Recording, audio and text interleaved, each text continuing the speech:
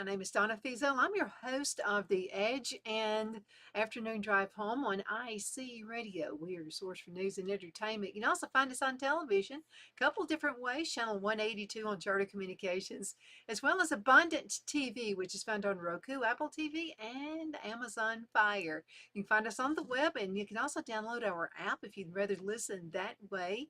Just go to icradio.media. Okay, it's been no surprise in North Alabama we had some weird weather. This is a state where you could actually have 4 seasons all in one day. Well, we were aware that this might happen, and it did. We had some icy weather. So I've got a couple things I want to talk to you about. But first, I want you to check out this video just for a couple of minutes. This is my friend Cheryl Baker, and she's from Baker Farms. And she was This on is her how way to the serious doctor's office, could not put this this storm off. is. Look at the There are stranded cars out there. backed up Oh against my Saturn goodness. Mountain, you guys. It was something else. I'm telling you. And Cheryl, you did a great job, or I'm glad you were not the one driving. Look at all the stranded vehicles. This can be an issue, especially when you're driving anywhere. It doesn't have to be just in the South, but when you're driving anywhere, you see cars that are stranded on the side of the road. So I've got a list of things I wanted to talk to you about, and this is from a website called IC Roads, icroadsafety.com. So I want you to look at this, and there are several different things we're going to talk about today. And again, these are just basically some do's and some don'ts on being out on the road when you can get just a freak storm coming up at any time. On the icy road, the danger does not end just with your accident. We're going to talk to you about what you can do and what not to do if you're involved in an accident, because it can happen. It can actually get worse as other vehicles are going to be losing control at the same place that you did. And a large percentage of icy road fatalities result from people who are exiting their vehicles only to be hit by a secondary out of control vehicle following the initial incident. So let's talk about some do's. Okay, if your vehicle is still drivable, keep at it. Keep going. Keep going until you arrive at a safe place to pull well off the road. Not only are you at risk from additional out of control vehicles, you may actually cause additional accidents by remaining on the road. So if your accident involved other vehicles that are still all drivable, and if there are no injuries, you might want to encourage everybody to get to the safest location off the road. Now, if the car is disabled, stay in the vehicle if traffic is approaching. You stand a better chance of surviving another car or truck crashing into you if you're inside that vehicle rather than standing outside in the open, because cars can absorb vehicle impacts better than your body can. We want to keep that body intact, okay? If possible, get away from the road as quickly as you can. Once you're sure there's no traffic approaching, exit your vehicle and immediately get as far off the road as you can. Be careful, as the icy pavement will be tricky to walk on. Climb up an embankment, get behind a guardrail or jersey barrier, anything that will get you out of the way of additional sliding vehicles. Okay, if it's not possible to get off the road, stay in the car. Again, if you're in the middle of a bridge and there's no way to escape, stay in the vehicle, because your vehicle can absorb further direct impacts from sliding cars better than your vehicle can. Okay, now a couple of do nots, and then we're going to go into another section. Do not get out of your car and stand on the road. Please don't do that. We want to keep you around, okay? And see, there are some vehicles right there. That was a snow incident that happened pretty recently as well. Now, not in this area, but somewhere else. So make sure that you don't get out of the car and do not stand on the road. Don't worry about inspecting the damage to the car. What you've got to worry about is other cars and tractor trailers that are hurtling towards the same icy spot that you just wrecked on. People standing outside on icy roads after surviving their own accident are often struck and they are killed in secondary accidents. Man, we've heard about that a lot. Don't stop for accidents or stranded vehicles along an icy roadway. I know you want to help, but sometimes you can make it worse.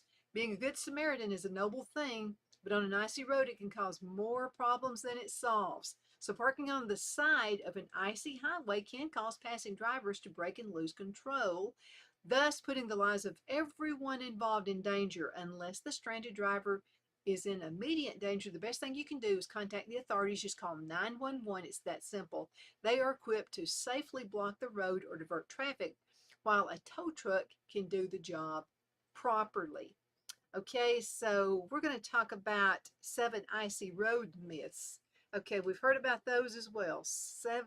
Okay, let's talk about this just for a second though. 24% of weather-related vehicle crashes often occur on snowy, slushy, or icy pavement. 24%.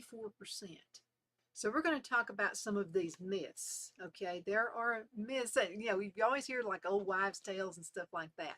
Okay, here are the top 7 icy road myths. Number 1, most serious icy road crashes are caused by careless drivers. Not necessary. Now, I know everybody's got that neighbor out there who says, hey, y'all watch this. I want to get on the road and I want to show you how to drive. Those do cause a lot. So, don't get out and try to be some kind of a hero. But while it is true, some accidents on icy roads are the result of drivers not exercising due care in the face of a visually apparent hazard, the actual data shows that many cannot be classified this way. Now, the reports show that it's everyday people like you and me who are driving at normal speeds when they suddenly and unexpectedly encounter ice and crash. Most of the more serious accidents result from drivers who were not operating their vehicles in a careless manner, but they had no advance warning of an icing hazard being present before they encountered it. It could be you got bad tires. It could be you just simply got into the wrong side of the road at the wrong time. This is especially true for bridge icing. Try to steer away from bridges if I know it's going to come up like that. These have a few visual indicators until the driver is just about to cross that bridge. There's also currently not a high level of awareness of exactly how dangerous the road ice threat is to life and property, how it really is. It is viewed as and often portrayed as an official source, and the media calls it a travel nuisance that is simply an inconvenience for the motorist. Okay, myth number 2. Everybody says this: I'm a good driver, and I have the skill and experience to drive highway speeds in ice and snow conditions. No, not even a race car driver can do this, okay? If they're skilled at it and they've done lots of practice, they practice day in and day out. If it's impossible for them to do, it's going to be impossible most certainly for us to do. No one has the skill to drive at normal highway speeds on icy roads. A factor in many of the serious and fatal crashes is overconfidence in one's ability and or the equipment, traction control, anti-lock brakes, stability control, winter tires, all of those things. Some feel they have sufficient experience in winter driving and can therefore continue normally at or above the speed limit. But a fishtail on ice that occurs at highway speeds is usually unrecoverable by even the most quick-witted and experienced drivers, even race car drivers. A person who enters a high-speed slide will quickly learn that it's something they can't handle, but unfortunately it's just too late. Now, anytime you drive above 45 miles per hour on icy roads, your vehicle enters a highly unstable state on the brink of loss of control. At that point, all that's needed is some type of trigger to set in motion a loss of control sequence that you will most likely not be able to recover. That trigger can be a slight steering motion, could be a lane change, it could be a gust of wind from a passing truck, the tap of brakes or a push of the accelerator, even below 45 miles per hour. The loss of control potential exists, namely with black ice. The difference is at lower speeds. The chance of you leaving the roadway is reduced, and if you do hit something, the impact is less likely to cause serious injuries. Okay, let's see what time. Yeah, I've got time for this one. Myth number 3, winter tires. 4WD, AWD, stability control, ABS, and or traction control allow for safe travel on icy roads at highway speeds. Let's talk about this one. This is really critical right here. The reality is there's no technology, nor tire, nor vehicle type that allows safe travel on any type of an icy road, and that refers to snow, sleet, or freezing rain. at speeds greater than 45 miles per hour. Make sure we get this, okay? This is real important. Not traction control, electronic stability control, 4WD, AWD, anti-lock brakes, or the most expensive brand new snow tires. While these safety features will improve a vehicle's handling and control to some degree, they do not eliminate the danger of losing control at highway speeds over 45 miles per hour. In any type of road icing condition, more severe types of icing may require slower speeds. And let's make sure we get this, okay? A lot of folks say, well, I got me some snow tires. I can just like let it barrel. No, no, you can't. Okay, nearly all the icy road accident fatalities that I've documented, and again, this is icyroadsafety.com. This is what the author says, have documented have involved vehicles travel at or above 45 miles per hour, with the vast majority occurring on interstates or rural two-lane highways. Many, if not most, of these vehicles were equipped with some or all the modern day safety equipment and features. Got over control there. I have personally witnessed, says the author, and captured on video modern vehicles equipped with good tires, traction control, AWD, and or 4WD crashing on icy roads. The general driving public has been poorly informed about this critical point. Most assume that icy road accidents are caused by either an inexperienced or reckless driver, or a vehicle that has bad worn tires. Advertisements for tires and vehicles with new safety technologies are misleading. They're showing cars speeding through snow with ease. This certainly is a contributing factor to road ice accidents numbers. And this is suggesting that the product allows a driver to continue normally in icy conditions without a reduction of speed. It all boils down to the law of physics, specifically the friction between rubber and ice. No tread pattern or computer program will change this fundamental law of nature. This is nature at work. Driving above 45 miles per hour on icy roads is beyond the limitations of anything currently available to prevent a vehicle from fishtailing, oversteering, understeering, or slowing or stopping on an incline. You know what? I'm fussing at you right now because I really, really, really want to keep you safe. So let's go ahead and look at Cheryl Baker's video again.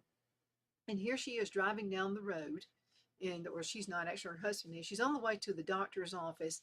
And look at all now these people did the smart thing. They pulled over to the side, and you can see where some of them did skid just a bit. And see, there you go, there's some more cars. Now she's going up the mountain, I believe it's on 35, just above Fort Payne. That's where it looks like she is. She's on her way to Chattanooga. Has to go to the doctor's office, of course, in the icy and, afraid, to cancel the appointment. But there she goes. Now it looks like they're taking off right here on an exit. See, there's another car stalled right there. See what I'm talking about? Man, we got to be super careful on this, okay? I'm going to kind of move it up just a little bit. I want you to see something else. Now here she goes, and I'm speeding it up just a bit. And so there they are again. And of course, they're looking at all the icy. It would be so easy to plow into those rocks right there. And they're driving really slow. I think she said they were keeping it around 28 miles per hour. So they were doing the smart thing. But even if you're by yourself, if you're going too fast and you're relying on new technology for your tires or any of the other things that we just mentioned, you could plow into a rock and there would be no more you. And man, I couldn't stand that possibility. Okay, now I'm going to go up just a little bit farther. And here she is. There's about 7 minutes of this. Let's go right this way. Okay, there they are, and it's still there. Here's where somebody did skid, like right there. See where they slid? I hope they were okay. Isn't it beautiful? I mean, it's really beautiful. If you're going to get out, again, I'd keep it less than 35 miles per hour. I definitely would. Okay, you know something? We've got to go to a commercial break, and we're going to be right back in just a few minutes. I'm going to keep you around, okay? That's why I'm talking about this very minute, okay? All right, here we go. And by the way, when you talk to our sponsors, tell them you saw them on Afternoon Drive Home, or the edge. At Miracle Pottery, each pottery item is hand-turned from durable stoneware, clay body, and non-scratch high-fire glaze. Dishwasher oven and microwave safe, our handcrafted dinnerware and bakeware will last a lifetime, staying just as beautiful as the day it was born. Each pot is signed First Blue Cross in thanks to our Lord, our name, and then the year. We say a tiny prayer for the receiver of each piece that they receive abundant blessings in their lives. It's not just about pottery. We're located in the foothills of the Appalachian Mountains near Minton and Valley Head, Alabama. Miracle Pottery is nestled at the base of the hills at 7871 Alabama Highway 117 between Gadsden, Alabama and Chattanooga, Tennessee. Please go to our website, miraclepottery.com, for more info about our other getaway cottages. You can also call us at 256-635-6863. Hello, I'm Mike Lindell, and my employees and I want to thank each and every one of you for your continued support. With everything going on right now, your rest is so important. That's why we're having the biggest MyPillow sale ever.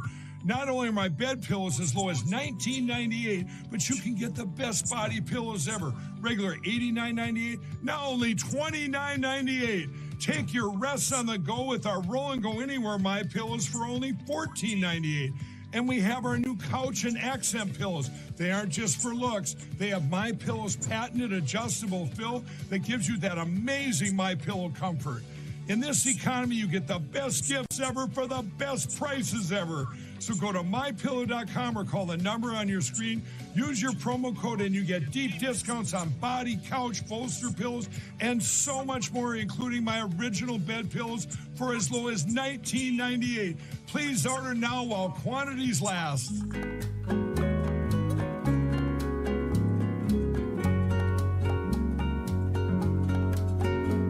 At Lamone's Mexican Restaurant, located in Henniger, Alabama, and voted Best Mexican Restaurant of DeKalb County, Alabama 2020, we're here to serve you with authentic Mexican cuisine. Order easily online by going to lamonsmex.com or call 256-657-3999 to place your order.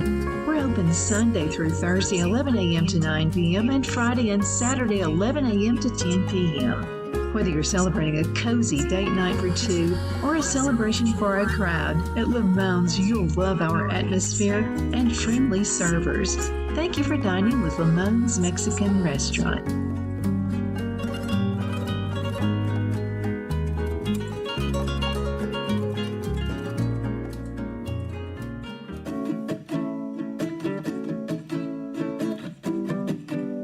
Twin City Used Car Sales has been serving drivers in the Northeast Alabama area for years with a quality selection of late model used cars, SUVs, and pickup trucks. On top of our extensive selection and competitive prices, we offer professional auto financing services for used car buyers of all credit levels. Whether you've just begun your search or you're ready to secure your next vehicle, at Twin City Used Car Sales, you will drive away with the vehicle of your dreams. The sales and finance staff at Twin City Used Car Sales look forward to serving you, and you can apply for financing online before your visit to our used dealership in Fort Payne and Gadsden, Alabama. Check us out on the web at twincityusedcars.com or go by the locations in Fort Payne and Gadsden. We sincerely look forward to serving you.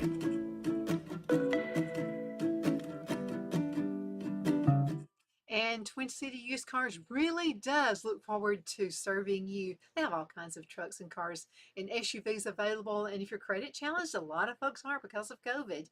A lot of folks lost their jobs. They're going to put you in a vehicle. So don't you worry about that. They're located in Fort Payne as well as in Gadsden, Alabama. So go ahead and check them out. We've been talking about, we've had some pretty rough weather out there. And I've got a website I found. I love this website. I'm going to keep this handy. icyroadsafety.com. icyroadsafety.com. Makes you think of IC Radio, doesn't it? But go ahead and check them out. You don't want to be stranded like that, do you? Best thing you can possibly do is, hey, how about this? Just don't get out there in it. I didn't, and I know how to drive in it, but you got to think about this. Think about all the other people out there who do not know how to drive in it. You don't want to get stuck. We've been talking about some myths, and I got some really good ones right here too. Again, this website is icyroadsafety.com. Myth number 4, everyone should buy winter tires. That would prevent most icy road conditions. Okay, or accidents. So let's talk about this. Why is that? Is that a myth? While winter tires certainly do improve traction and handling to some degree during snowy conditions, they do not allow a vehicle to safely travel at normal speeds, at normal highway speeds. You do not want to go 55 miles an hour, okay? Not in the ice. When roads are icy, most fatal accidents happen at high speeds in a condition that is beyond the limits of winter tires to completely prevent a loss of control. We talked about that just a minute ago. You know, a lot of times that's in the marketing of the tires. They'll make it sound as if, oh yeah, no problem. You get out there and drive normal with these new tires. No, that's not true. The regions with some of the highest icy road injury and death incidents are places that only see a handful of winter precipitation events each season. Like here, we don't have that much, okay? In some cases, only 2 or 3 days per year, such as the southern states like us in the United States. Furthermore, in warm weather, winter tires wear quickly, and they have worse handling characteristics during rainy weather. So in locations where icy roads are seen only a few days a year, it isn't practical or economical for all drivers in these regions to buy the winter tires. Okay, I think we've had it on that long enough. Okay, myth number 5. The worst icy road dangers are during big winter storms. Let's find out a little bit more about this. Again, the website is icyroadsafety.com. Okay, the road ice hazard isn't the minor fender benders or slide-offs common during the snowstorms. The real danger is the serious high-speed crashes during the light ice events that take drivers by surprise. When the major snowstorm hits, communities are typically highly aware and prepared for the event prior to its impacts. We usually know something's going to happen. That's why you start seeing the bread and the milk flying off the shelves. Schools and workplaces close. Highways officials close many of the high-speed roads, including the interstates that are usually spots for fatal icy road accidents. Now, when the storm is in progress, the sheer amount of snow prevents vehicles from easily reaching the speeds that are often associated with fatal accidents. So most accidents in snowstorms happen at the onset of the storm or in its fringes, where accumulations are actually lower. Snow accounts for the most icy road fatalities during the winter, but is in the minor events from a dusting, which is what we usually get. And our dusting usually consists of ice, okay, and not snow, or a couple of inches of accumulation that causes the most serious snow-related accident outbreaks. That little dusting at morning rush hour, the one that never makes the news until after it's caused chaos, are the ones to watch out for. With minor snowfalls, people tend to be in business as usual mode, and they're not aware of the hazards they'd be in for a big storm. And by the way, in your county, wherever you live in the United States, we're glad of all 50 states and all the world watching us. We appreciate that. But in your county, there is probably on Facebook, there is going to be something with the Emergency Management Association. Like with us, it's DeKalb County, Alabama, or we've got Marshall County just right up the road. And in Scottsboro, up in that way, we've got Jackson County. Boy, were they throwing it out last night. Folks were having a tough time in Scottsboro, Alabama, going down and up that mountain trying to get home. Okay, myth number 6. Let's talk about that for a minute. Salt, sand, and plow truck crews are there to make roads safe for high-speed travel. A couple of words there, high-speed travel. During snow and ice conditions, 100% of the time. DOT salt and plow crews exist to keep roads passable during ice and snow conditions. They cannot be everywhere at once. It's impossible, not even in a small town like this.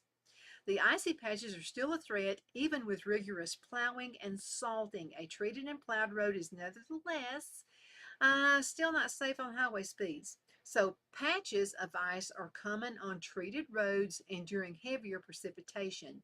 Treated roads can re-ice quickly, whereas that's where a lot of the problems actually happen, is when, okay, you think it's done its thing, the sun has been out the next day, and you think, oh, well, that ice is gone. Yeah, we got rid of it. I don't see any snow out there. What can happen is it refreezes, and that's what you call the black ice. And that's what you got to be careful of right there. It's never safe to travel at normal highway speeds during icy conditions, even with the best salting and plowing crews. Not at all. Harold, who used to live across the street from us when we were living in Charlotte, North Carolina, he was pretty cool. I mean, he really was. So he worked with the road department, and just a real easy guy to work with. But anyway, he would, of course, we would always see him going out. So that was always kind of like a clue. It was kind of a hint to us. Uh-oh, Charlotte's about to get in some snowy, icy weather. Sure enough, sure enough, sure enough, we would always kind of get an alert on that. It always, but those guys are real good, and they work and they go out and work, in just terrible climate. The same thing with the power company. Lines are going to go down. Maybe a phone company, any of those utility folks, they're going to have to get out, gas company, whatever. And so we need to be, more appreciative, I think, for them getting out in it. Because I don't get out in it. I would if I had to, but I just choose not to. I don't want to cause more problems than we already have. Myth number 7, icy roads are a big threat in colder climates where ice and snow is common. No. The fatality and death rates per mile and per hour of winter precipitation events are actually higher in regions that only see a handful of snow and ice events each year, like right here in North Alabama. And sometimes in South Alabama we can get hit. So that's just some of the myths right here. Let's see. I got a couple more things I want to talk to you about as well. Let's go ahead and cut into a commercial break, and we're going to be right back in just a few minutes. We're going to have enough of this going on a lot, so y'all take care, okay? We're going to be right back.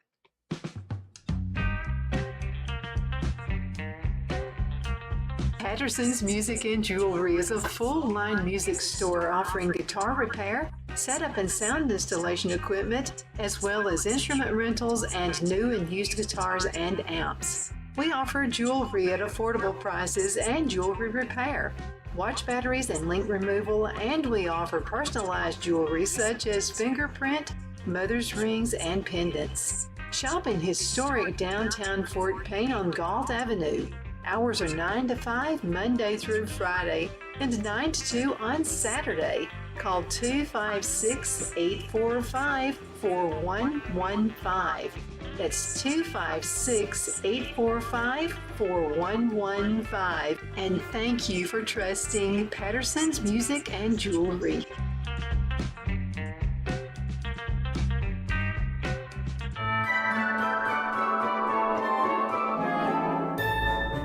The Hatter Cafe and Country Inn is nestled in the northeast corner of Alabama the Beautiful in the delightful town of Mentone. We're located on top of scenic Lookout Mountain near Little River and DeSoto State Park and located only 5 minutes from shopping and restaurants. There is also a nearby community walking path and golf course. We welcome everyone through the doors, and we are committed to outstanding service for all guests. At the Hatter Cafe and Country Inn, we invite people from all walks of life to come and get away from it all, enjoy the open spaces, treetop views, fresh, clean air, and experience Southern hospitality at its finest. We look forward to hosting you. To reserve a special event, or if you would love a special getaway at the Country Inn, you can call us at 256-634-2018.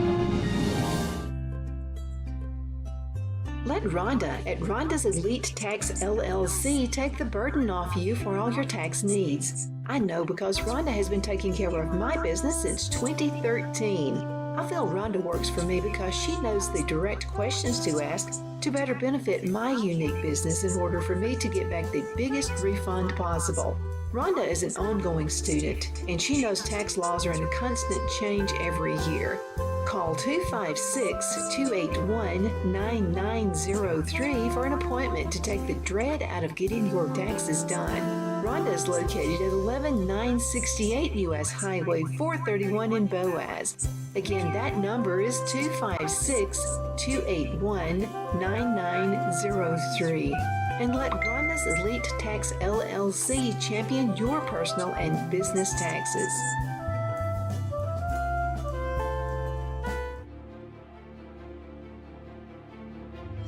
Jeff McCurdy of the McCurdy Law Firm has been a public servant of this area over 10 years. McCurdy, a member of the Henniger City Council, serves as prosecutor for the town of Sylvania and was named public defender for the city of Rainsville.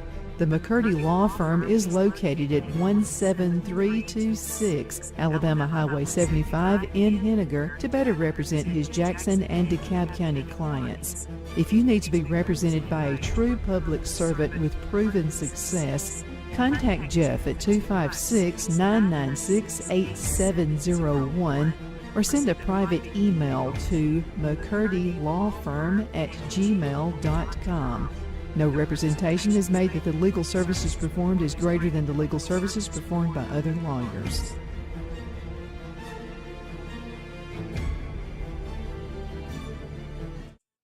That's my friend. He's the attorney, Jeff McCurdy. Check him out because he can help you with all kinds of really neat things. He's been a public servant for years for several different towns right here on the Sand Mountain area, but he's just a really neat guy. I know that he can help folks in Jackson County, DeKalb County, I believe in Marshall County as well. So go ahead and check him out. If you're looking for a will, if you're looking for somebody to stand up for you, maybe you hung out with the wrong crowd over the weekend and got a little bit of trouble. He won't do his nose up at you or anything like that. He'll just get out there and he'll tell you what you should do, okay, and what you shouldn't do. But anyway, Jeff's a really good guy. Go ahead and check him out. And that's attorney Jeff McCurdy. He's located in Henniger and really handy too. You don't have to worry about going to some great big huge town and finding a parking spot.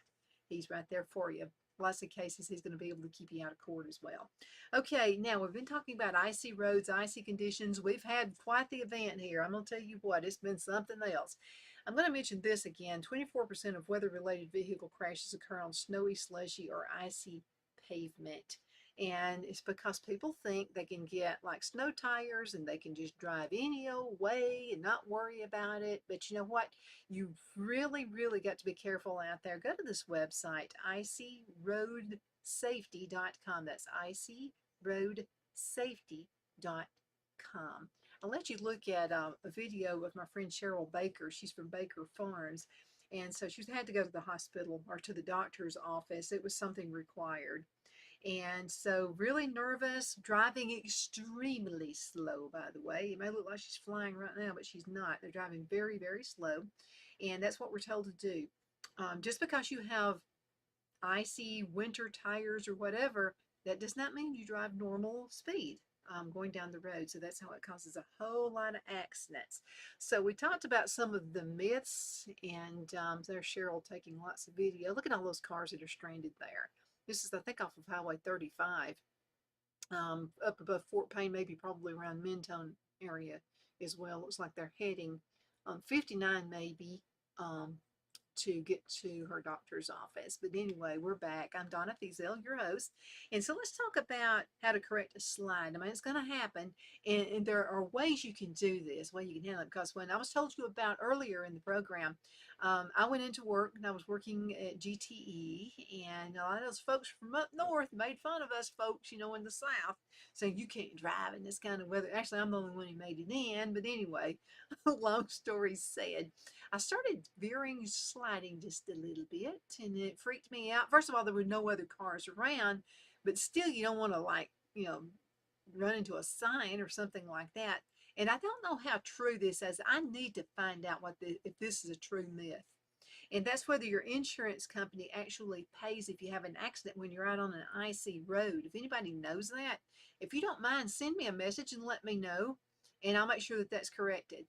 Okay, and that's, again, that question is, does my insurance company actually pay if I get on the roads when the roads have been deemed not passable, that you can't get on the roads? Okay, so we need to find that out.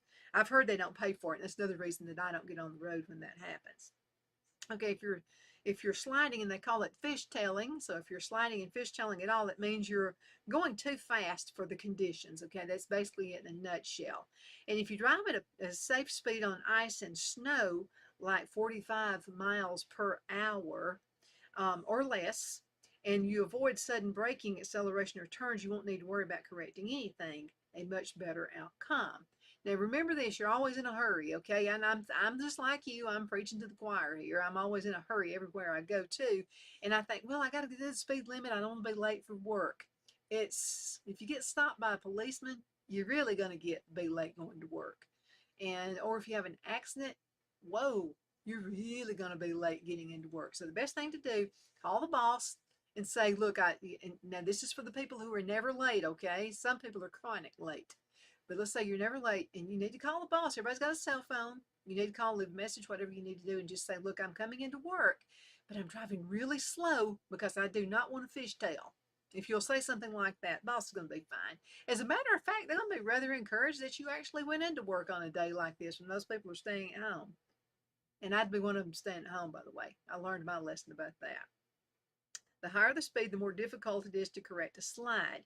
Now, most slides or fishtails that happen above 45 miles per hour require very quick and precise steering to correct. So if you just insist on going more than 45 miles per hour, here are some tips for you, okay? And if that's beyond the ability for most drivers to successfully manage. First of all, you're freaking because you're sliding. So the best thing to do is just don't do it. Okay. While oversteer and understeer are both types of slides that can happen on icy roads, it's an oversteer that is the cause of most accidents. Okay, so that's where you're like really, really quick with that steering wheel. Okay, so in this article, we're going to focus on oversteer slide correction. Okay, first of all, there are 3 points to remember about oversteer slide correction. First of all, don't hit the brakes. Don't do that. Braking triggers slides and it makes existing slides even worse. So don't just like slam on your brakes. Okay, we call it slamming. Apparently somebody up north wrote this, don't hit the brakes. Don't hit or slam the brakes. Turn into the slide. So turn your wheels in the direction the back of the vehicle is sliding. So if it looks like the vehicle is going to the right, well then you want to steer the steering wheel to the right. Okay, that's going to help stop that. Don't panic and don't overcorrect. Now, overcorrecting may send the car into an unrecoverable spin. Okay, now let's talk about these in a little bit more detail. Let's talk about don't use your brakes.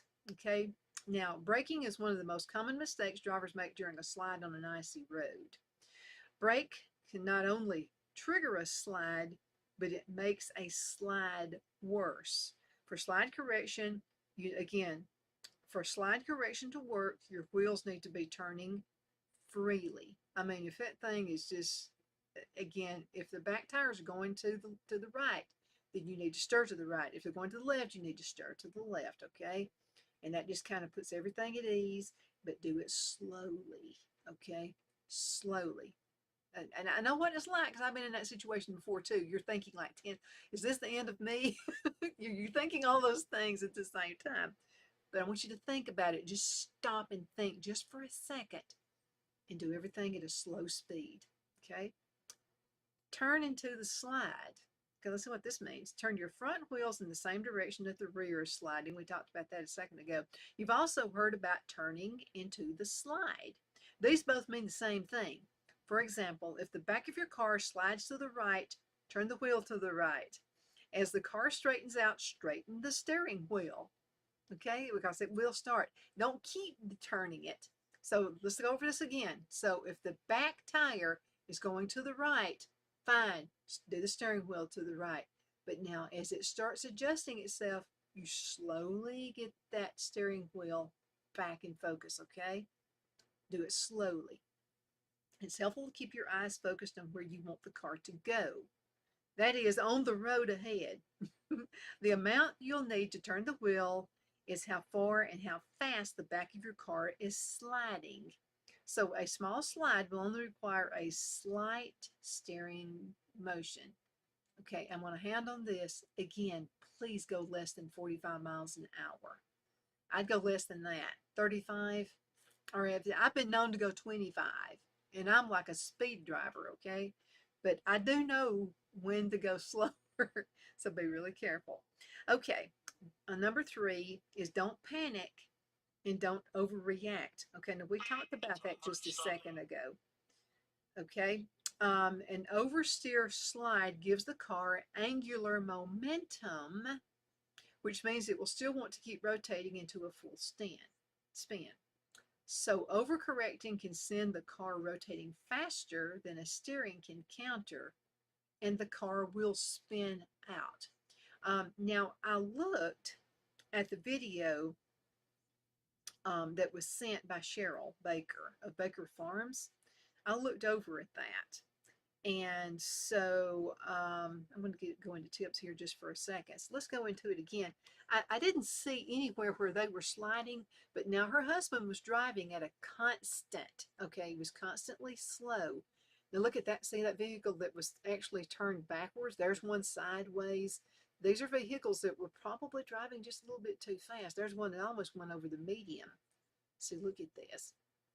The best thing to do, though, is like these drivers did. They pulled over to the side of the road, or they may have skid out of the side of the road. I don't know. But you've got to be careful, okay? And so there we go. Okay. Now, let's go ahead and go into a commercial break. I think we've got time. Let's go ahead and go to commercial, and then we're going to be right back in just a few minutes. So y'all hang in there. The only place I buy my beef is Lone Tree Ranch in Collinsville, Alabama. Their cattle is born and raised on their ranch, grass and grain fed, and you can feel confident when you serve your family and friends because their beef is all natural and no antibiotics or hormones are added. You can buy whole beef or perhaps go in with family or friends and buy half. Their customer service is #1 as they take care of the delivery to their local processor and can deliver to your home for a small added fee. They also offer herd replacement heifers. I always call Lone Tree Ranch in Collinsville, Alabama for my beef specialty recipes and cookouts, and you can too. Food shortages are increasing, so buy local by calling 256-523-6462. That's 256-523-6462.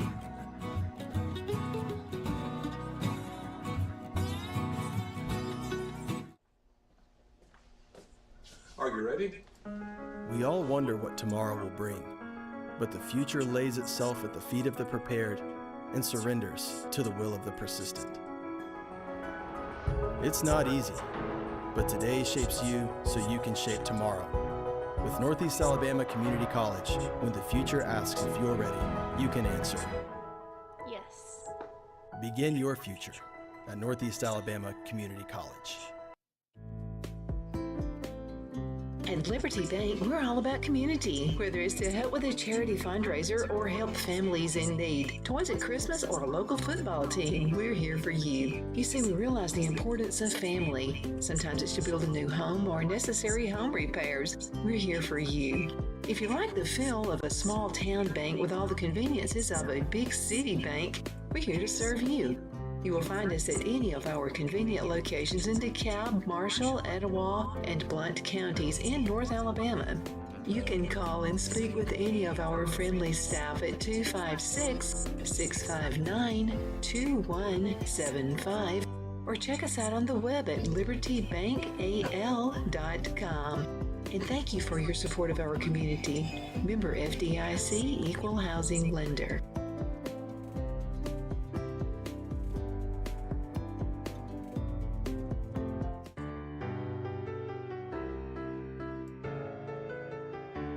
It's holiday time, so get ready with these specials at Albertville Foodland Plus. Grade A Young Food Club turkeys only $1.29 a pound. Bake a pie with our Mississippi-grown sweet potatoes only 39 cents a pound. Save money on your holiday cooking essentials this year with high-quality roasting pans from Simply Done. And save money on Food Club beans, only 2 for $1. Check us out on the web at shop.foodlandgrocery.com, where we now offer curbside service, recipe of the day, digital coupons, and online shopping. And as always, thank you for shopping Albertville Foodland Plus.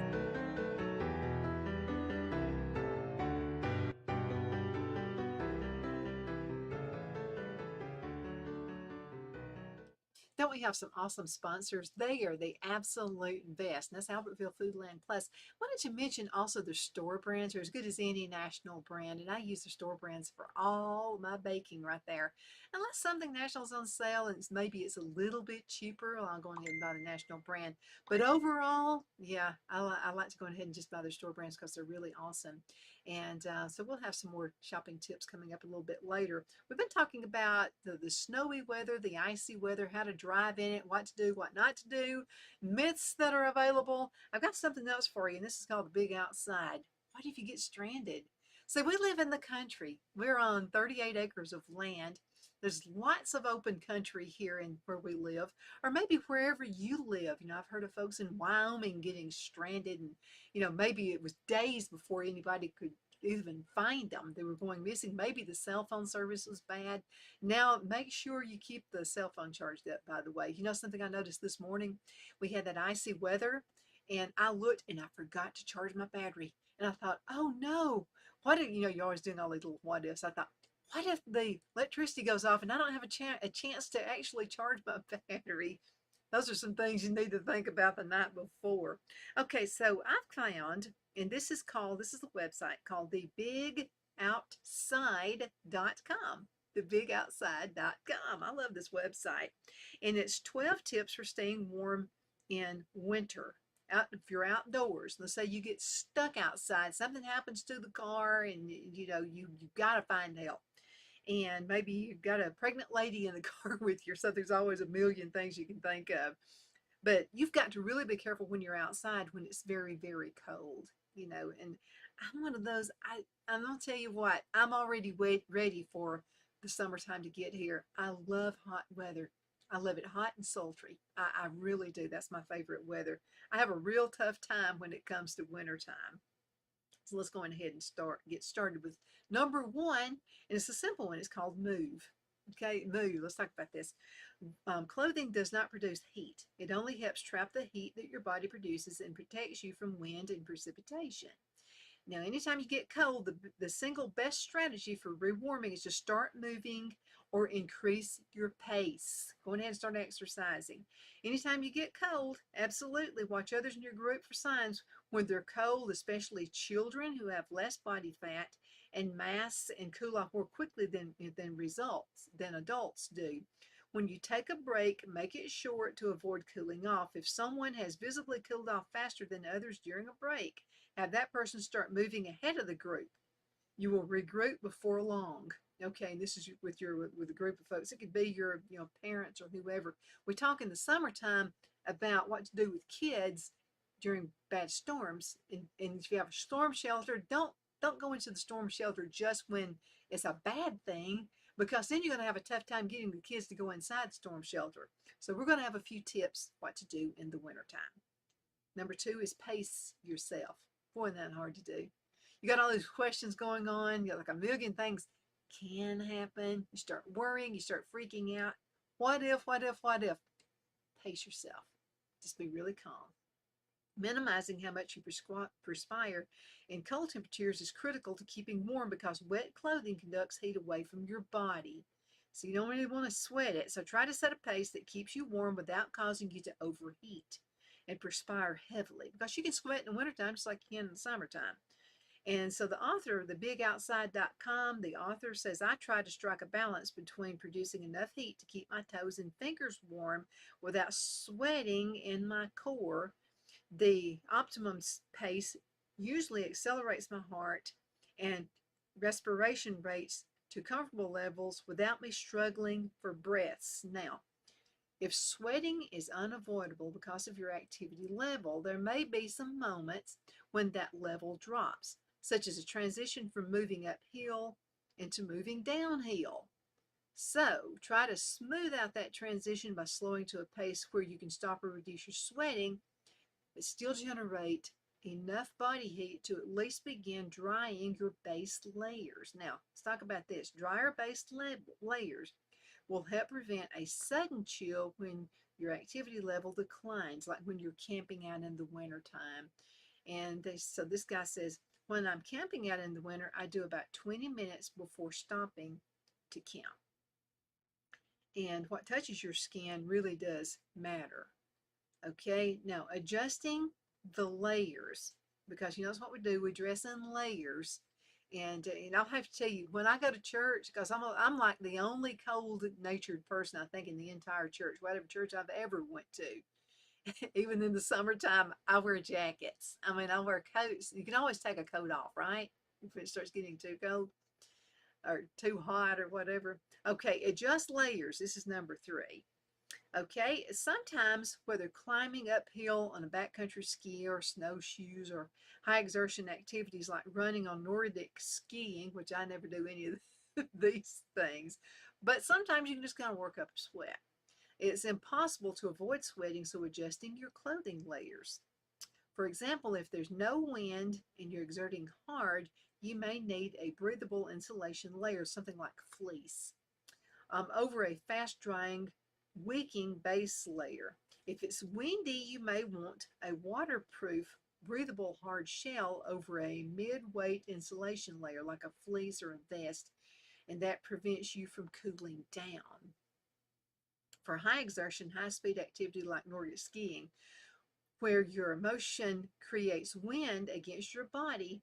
Now, we're all farmers, okay, right here in this neck of the woods. So these are some things they're talking about, skiing and things like that. But when you're a farmer and you're responsible for going outside feeding those animals, you're doing a lot of work. You're getting the hay ready and those kinds of things. So don't think of, oh, she just snooty, she's talking about skiing. No, I'm talking about the things that you and I do on an everyday basis. Wear a somewhat windproof and more breathable soft shell or jacket with breathable insulation to prevent excessive sweating, and move moisture off your base layer more quickly. Now, find the right outer layer for your purposes, and you may only have to adjust layers maybe infrequently. Okay. Now, eat more. Oh, this gives us a good excuse right here. Eat some more of that pecan pie. No, we're going to talk about what you really need to eat. Your body needs more fuel in freezing temperatures. That's what we've noticed about our animals. Buddy and Greenlee eat a whole lot more when it's cold outside. That makes sense. So your body needs more fuel in freezing temperatures to keep your internal furnace burning, but when you're out for more than 2 hours. Okay, so eat high-fat snacks. Oh, this gives me an excuse. They're saying chocolate. Like chocolate, cheese, and nuts. I've noticed Greenlee likes cheese now. Maybe that's why. Because fat is slow-burning fuel that keeps your body going for the long haul, which becomes more important in the cold. So keep snacks handy so you can refuel frequently. Feeling a chill or fatigue is often an indicator that your body needs food. Now, if you eat energy bars for convenience, especially when you're wearing gloves, choose ones that pack plenty of protein and calories. I seem to crave a lot of peanut butter when it's cold. Maybe there's something to it. Your body craves what your body needs, is what I've heard. Okay, drink up. In cold, dry conditions, typically in winter, you become dehydrated more quickly than you realize. You know, we think, oh, that's just when we're working out in the garden or we're going to the beach or whatever. No, it means this time of the year too. Even if you're not sweating much, drink frequently. Carry a thermos with a hot drink. Add sugar to it for quick energy, or a little dollop of butter for flavor and fat. Just a little bit, okay? But use butter and not margarine. The butter is much better for you. Number 6, don't freeze your water. As a matter of fact, when I'm drinking my iced tea, my sweet tea, I don't want any ice in it in the wintertime. It just makes me colder. Now, this author, again, the website is thebigoutside.com, thebigoutside.com. I use hydration bladder in temps down to the mid-20s Fahrenheit without the hose or mouthpiece freezing.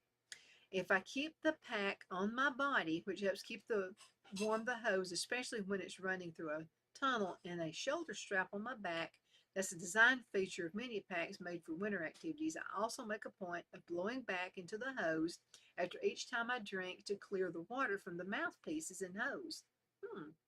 And which are more likely to freeze than the water reservoir inside the pack, which is closer to your back and warmed by your body heat. But in colder temps, the hose will likely freeze. So use the wide mouth water bottles, or double wall bottles like Hydro Flask. instead. So store uninsulated bottles in an insulated sleeve inside your pack upside down so that when you hold them upright to drink from them, any ice that's formed will be at the bottom of the bottle. That makes sense. So when camping in freezing temperatures, don't leave a water bottle out or it might freeze solid and take hours to thaw if it does at all. So either empty your bottles or preferably fill them with hot water and put them inside your sleeping bag as heaters. Makes sense there again. Carry spare gloves. Okay, this is important. Do your fingers get cold easily, then become difficult to rewarm? Yeah, mine do, absolutely. So carry 2 pairs of gloves, keeping the second pair in a zippered or secure jacket pocket so that your body heat keeps them toasty. It would be like blocks of ice in your pack. So when your fingers get cold, remove the gloves you're wearing and warm your bare hands against your belly or your pants pockets inside your thighs. Once the blood has returned to your fingers, put the gloves you've kept warm inside your jacket and put the cold ones in that pocket. You're just recycling, basically. So this is a good method for drying wet gloves, but put wet gloves in a pocket of waterproof, breathable jacket where the dampness won't make contact with your body. Plus, carrying a spare pair of gloves is a smart safety precaution in winter. You never know when a gust of wind or maybe a fall or a damage like a tear or even an avalanche could cause you or a companion to lose a glove or two. So quickly leaving you without the functional use of your hands and putting you at risk of severe frostbite. I don't want that to happen to you. Lastly, mittens are warmer than gloves because fingers benefit from the collective warmth. I never knew about that. Okay, so get cold, and they get cold more easily when isolated. Whenever dexterity isn't critical or extremely cold, wear mittens instead of gloves or over light gloves. Okay, bring 2 hats, and then we're going to have to go. But let's talk about this real quick. Bring 2 hats. For any outing on which my exertion level or the temperature will vary, I always like to carry 2 hats. A warm one for when I'm taking a break or not exerting hard unless I'm wearing a helmet, or even exerting hard in really cold temperatures, and a lighter, more breathable one for when I'm exerting hard like climbing uphill in moderately cold temps. Now when a hat that's too warm would make me overheat, that's the kind of beanie style hat I'd like to wear for aerobic winter activities. Now when I'm wearing the warm hat, I keep the lighter one, which may have gotten damp from sweat, in a pocket close to my torso so I can dry it clearly. And number 9, we'll end with this one, and that's pre-warm your gloves and boots. Fingers and toes get cold most easily because they're the farthest part of your body and from your heart. And once they become cold, your brain directs the capillaries in your extremities to cut off circulation from those parts. That's a biological reaction known as vasoconstriction that protects the body's cold from cold blood returning to the heart. Thank you so much for watching. You're the apple of my eye. That's why we're going through all these things right here. I want to keep you safe. Something could happen. We get these little freak storms, ice storms sometimes, and so now we're a little bit more educated and we all know what to do. Again, thank you for watching Afternoon Drive Home and The Edge. I'm Donna Feazell. I am your host. Again, thank you so much for watching. You stay safe out there, okay? And if you'd like to send more information, send it to Donna at icradio.media.